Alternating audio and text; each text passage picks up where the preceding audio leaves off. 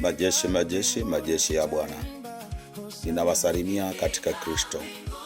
Napenda kukutangazia wewe pamoja na familia yako na marafiki na ndugu wale ambao unajuana nao kwamba Igreja Pentekostali Moto wa Mbinguni wiki hii itakuwa na kampeni kubwa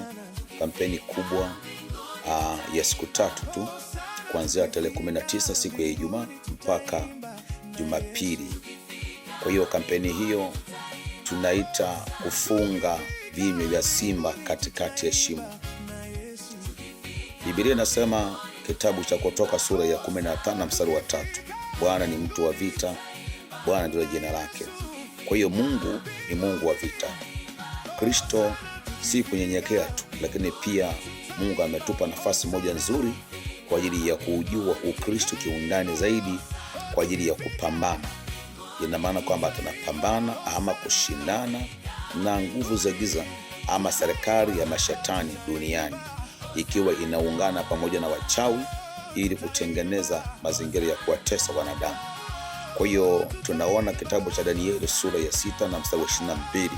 Danieli anamwambia mfalme, Bwana Mungu wangu amemtuma malaika wake, amewafunga vinywa hawa simba, kwa sababu mimi nilikuwa sina hatia kwako hata kwa Mungu wangu.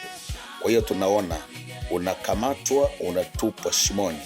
Kwa hiyo ulimwengu wa roho kuna mashimo ya kichawi, shetani kutengeneza mashimo yanaitwa magereza ya kuwafungia watu.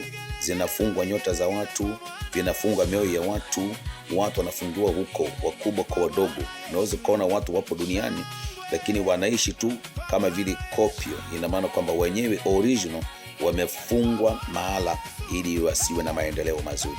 Kwa hiyo sasa nakualika wewe hiyo Ijumaa, lakini pia unaweza ukatuma video kwa mtu mwingine popote ambapo ipo huduma yetu na Mpula, Pemba, Montepeji na Mialo na Balama na sehemu zingine ambazo siwezi kuzitaja.